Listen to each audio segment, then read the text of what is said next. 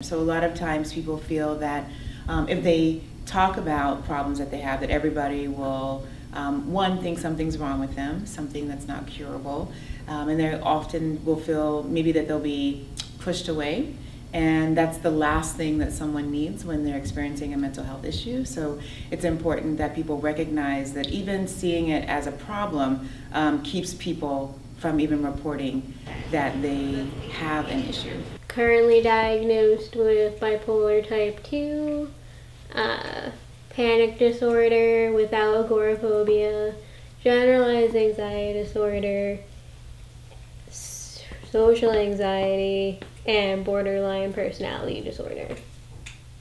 What it means to have a mental illness for them, not what other people are going to think, but what it means for them. And a lot of times they think it's weakness.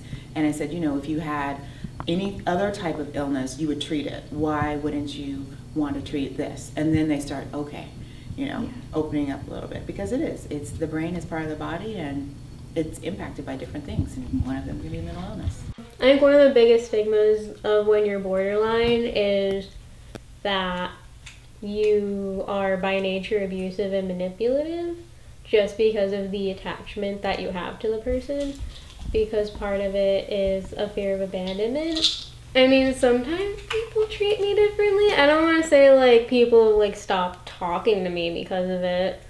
There have definitely been issues where I freak out.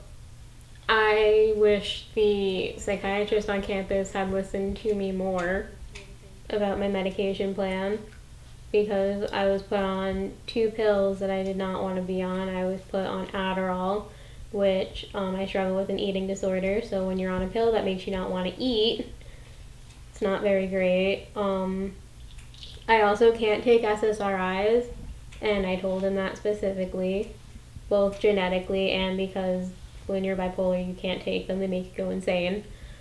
And instead of, you know, keeping me at the low dose, and when I told him that I was experiencing the side effects, he increased my dosage. Counseling center, despite that one incident, has been pretty, you know, helpful. I feel like we have pretty capable counselors. One of the most important things, I think, is that you listen.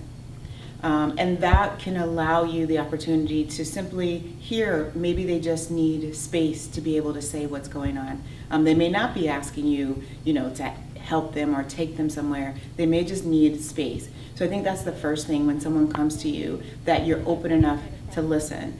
Some people will say, well, wait, let me go get a therapist, or and I think that's, you know, that is a good step. But if someone's coming to you, at least in my opinion, they trust you. They must feel some connection with you. So to honor that, just being open and listening. You may not have not one word of advice for them, but just listening, you give them that opportunity. Understand, like, this is kind of the way I am.